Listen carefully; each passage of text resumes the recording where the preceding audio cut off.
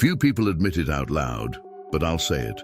Most people you know don't respect you. They just take advantage of your predictability. Is that harsh? Yes, but it's reality. Those who constantly try to please, justify themselves and be nice end up collecting invisible scars and never realize that the problem isn't with others, but with excessive obedience. This is what Machiavelli brutally saw. In a world guided by reality, not ideals, it's safer to be feared than loved. And if this sentence bothers you, it's precisely because it touches on the point you try hardest to hide, the fear of not being accepted. The truth is controversial and disturbing. Excessive kindness doesn't generate respect, it generates contempt. The world is full of people who mistake your generosity for weakness, your patience for a lack of options, your presence for submission. You smile at those who ignore you. Explain yourself to those who never understand. Give yourself to those who wouldn't do half as much for you. This isn't love, it's servitude.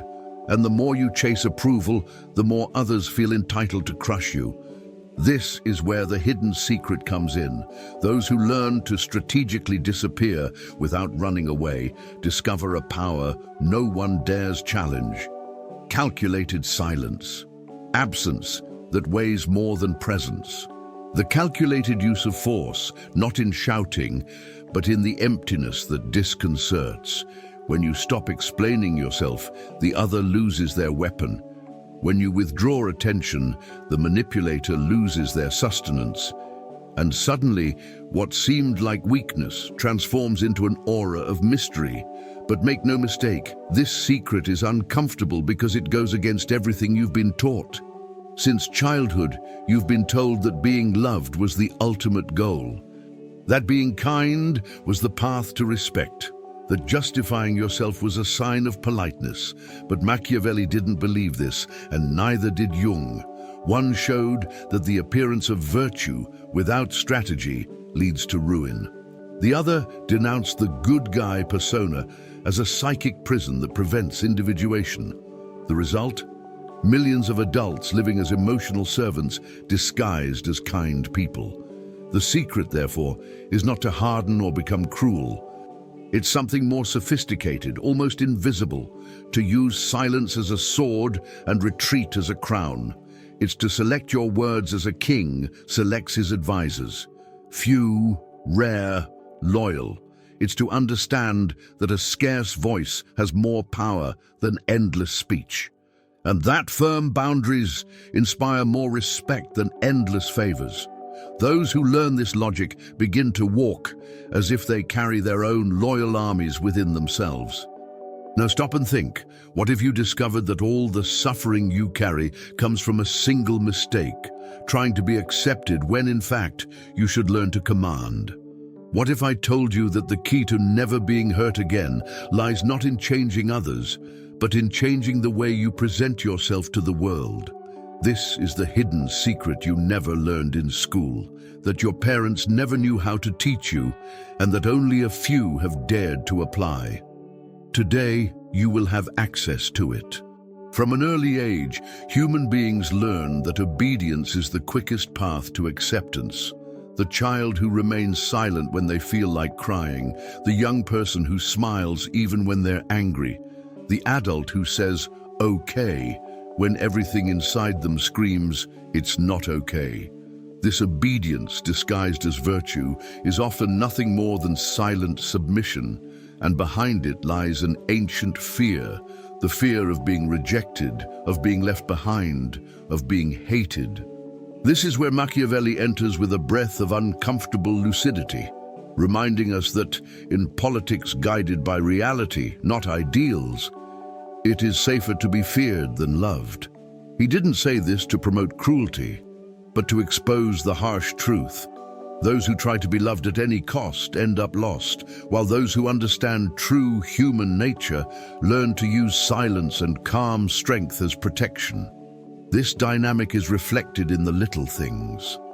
Those who constantly explain themselves to maintain friendships are deep down training others to confuse presence with submission. The end justifies the means, but the end isn't always noble. Often it's simply surviving rejection.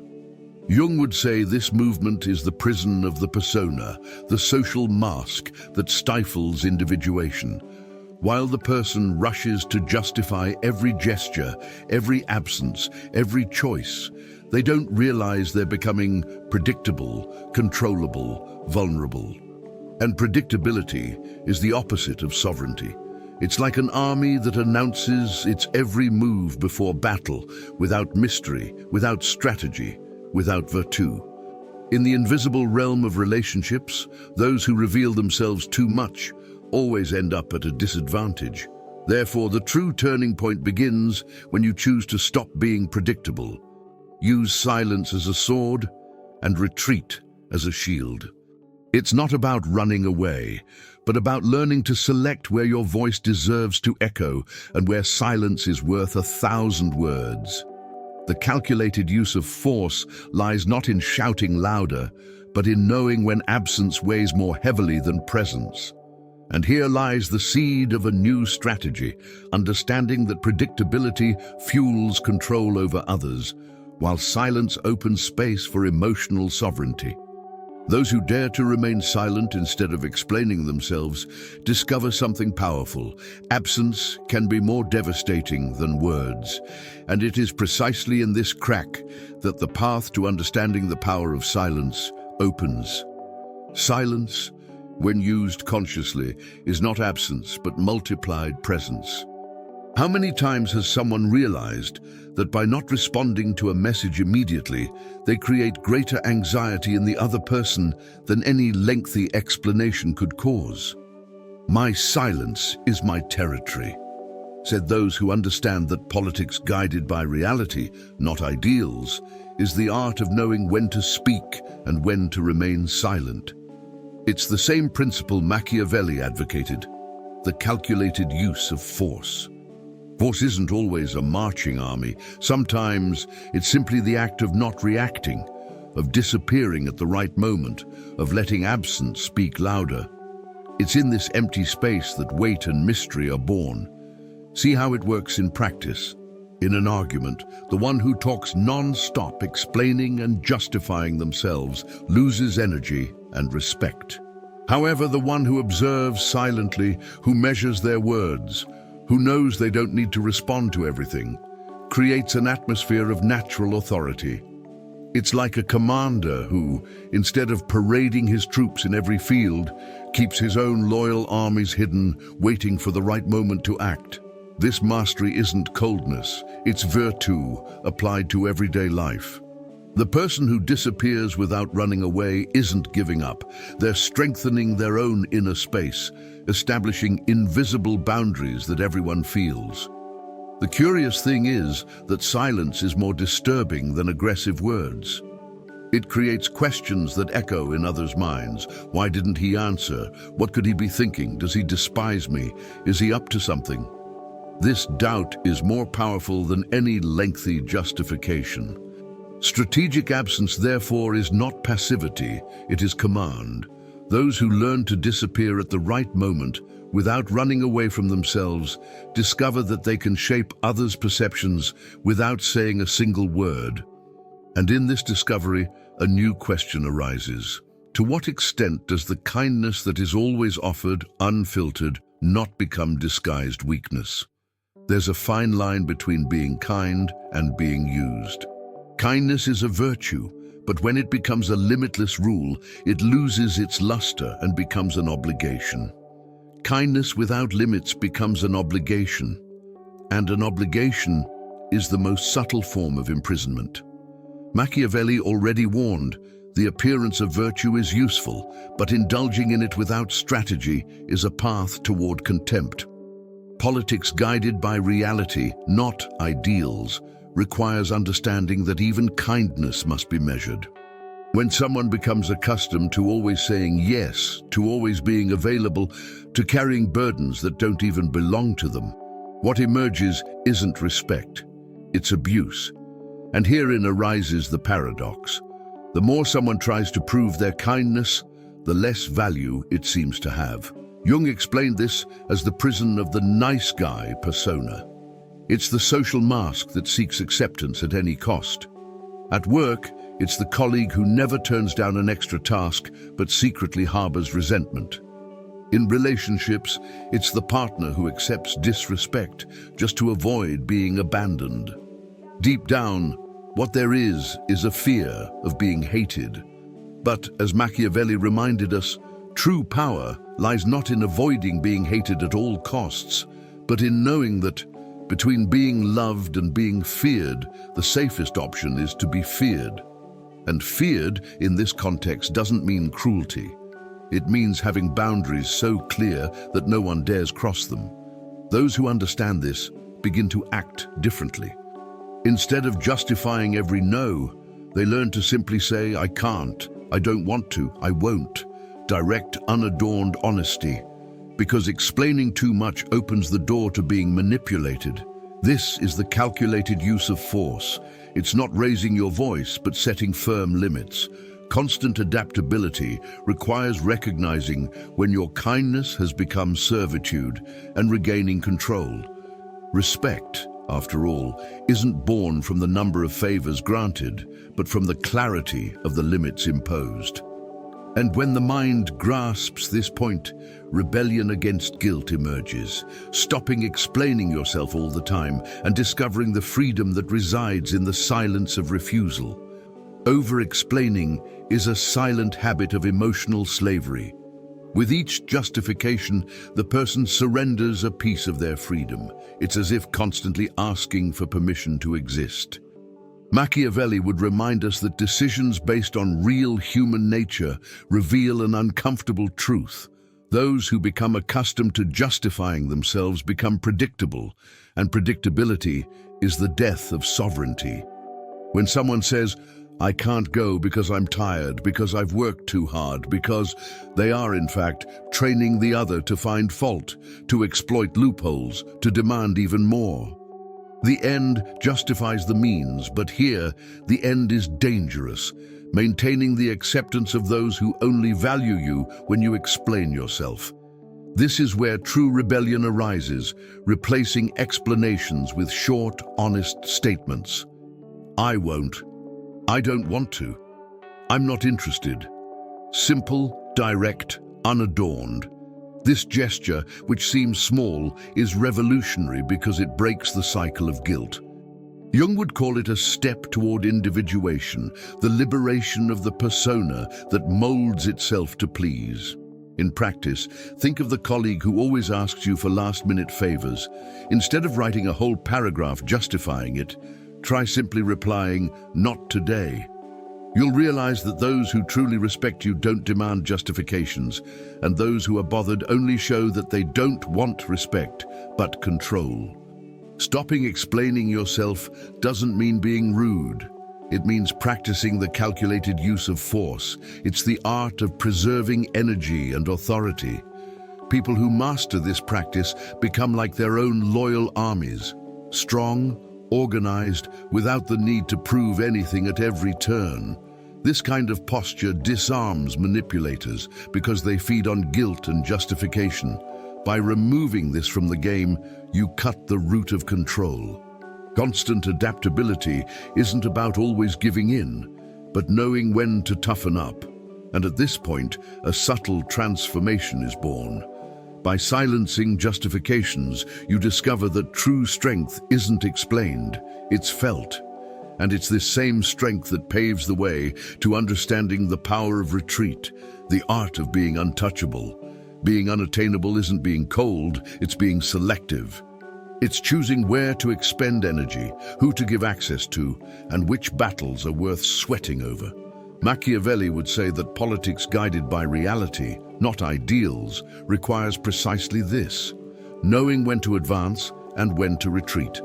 The man who masters retreat doesn't flee, he retreats to preserve his strength. It's like a general who guards his own loyal armies away from enemy eyes, only to spring a surprise at the right moment. This strategic retreat gives the impression of coldness, but in truth, it's self-control at its highest level, not reacting to every stimulus, not chasing every validation, not responding to every provocation. In practice, this manifests itself in simple, everyday situations. Think of someone who, faced with unfair criticism, immediately responds with an inflammatory text. The effect?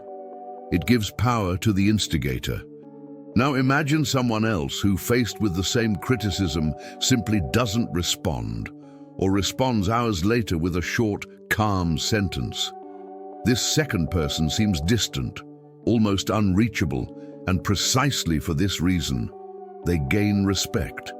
It's the calculated use of force at its most subtle, not to counterattack furiously, but to leave the other person weakened by the emptiness of your absence.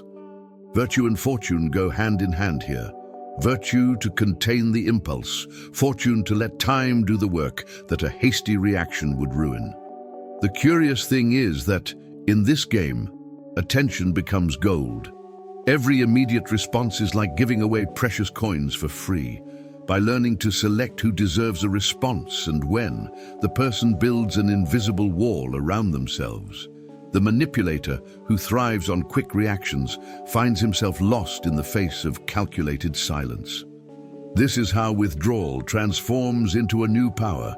It's not about rejecting the world, but about choosing the terms of one's own presence. This unattainable man doesn't need to shout his strength, because it is felt in the unshakable calm. And it is precisely at this point that the journey reaches its climax. The transition from former pleasure to a new sovereignty, where freedom reveals itself as the final destination. The entire trajectory thus far demonstrates a silent shift, moving from the logic of constant pleasing to the territory of sovereignty. The old self, shaped by the fear of rejection, clung to explanations, justifications, boundless kindness, and predictable presence. But politics guided by reality, not ideals, teaches that this path does not generate respect, only servitude. Machiavelli was blunt. The end justifies the means, and when the end is freedom, the means are calculated silence, clear boundaries, and the strategic use of force. Jung, on the other hand, calls this individuation the process of becoming who one truly is, without masks of submission. This convergence shows that sovereignty is not isolation, but command of one's own energy. It's curious how small changes can spark internal revolutions. Reducing explanations, imposing limits without guilt, choosing withdrawal as a strategy, all of this transforms the perception of others, and even more so, your perception of yourself. The person who was once seen as always available now carries an aura of mystery. What was once predictable is now intriguing. The one who was always chasing approval now sets the pace, and their voice, when it emerges, carries the weight of command. It's what I call calm strength. No need for shouting, no need for violence, just a selective presence. A scarce voice, calculated silence with their own loyal armies ready within. This is the point of arrival. Freedom as the final name for this process. The freedom not to be controlled by guilt, not to be bent by the need to please, not to get lost in endless explanations.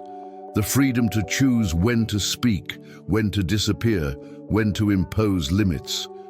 Jung would call it a rediscovery of the self.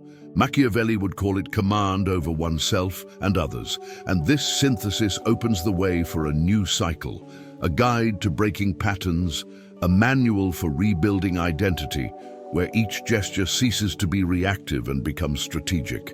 Because in the end, my silence is not an escape, it is a command. Now tell me, how many times in your life have you been hurt simply because you wanted to please? How many times have you explained yourself until you lost your voice?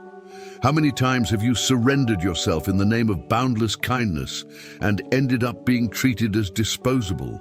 This is where reflection becomes inevitable. You were not born to live on your knees. What Machiavelli would call a politics guided by reality, not ideals, is the same lesson Jung taught us about individuation, to embrace who you are without asking permission. And when you choose to stop being predictable, you discover a freedom few have the courage to touch. What would you do with your life if you no longer feared being hated? What decisions would you make if you understood that the calculated use of force can lie in the simple act of saying no? What relationships would you maintain if you realized that your own loyal armies were within you, ready to protect your sovereignty? These are uncomfortable questions, I know, but they are precisely what push you out of the prison of your persona and lead you to true freedom. The question isn't whether you will change, but when you will have the courage to stop being controlled by guilt. So I challenge you, will you continue explaining yourself to people who don't respect you? Or will you choose silence as your command? Will you maintain the mask of pleasing others to be accepted, or will you build the calm strength of someone who needs to prove nothing? Remember, strategic absence is worth more than submissive presence. A scarce voice has more power than endless rhetoric. The end justifies the means, and the end in this case is your sovereignty. If this insight resonated with you, apply it now. Try it in a conversation today. Instead of explaining yourself, simply say, "I can't," and observe the effect. Try withdrawing from a toxic conversation without feeling guilty, and notice how the other person loses control. Start small, but firm. Each gesture of this kind is a step in rebuilding your identity. And the more you apply it, the more you discover that you never needed to be hurt to exist. And now I ask you, are you ready to break the patterns that have held you prisoner your entire life? Are you willing to transform silence into strength, boundaries into respect, and absence into power? If the answer is yes, this is just the beginning of your journey. Leave a comment with your deepest reflection, because sometimes writing is the first act of rebellion against the old version of yourself. And don't forget, subscribe to the channel and turn on notifications. Here you'll continue learning how to free yourself from the invisible chains that have always held you back. The next step is already before you, but only you can navigate it.